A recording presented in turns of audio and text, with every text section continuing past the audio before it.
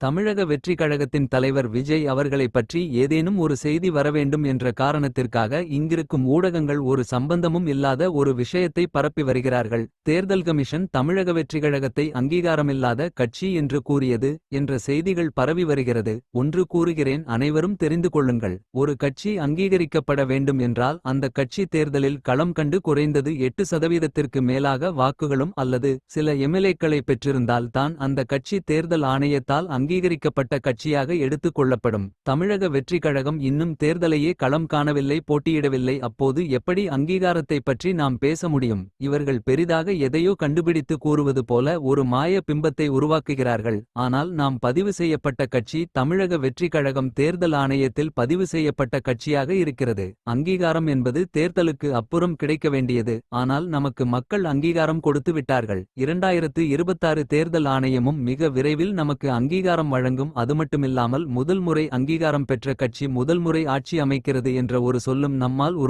உருவாக்கப்படும். நம் தலைவர் உருவாக்குவார், நம் தலைவர் முதல்வராகுவார் என்று நம்பிக்கையோடு பயணியுங்கள். தமிழக வெற்றிக் கழகத்தின் தோழர்களே, நண்பர்களே.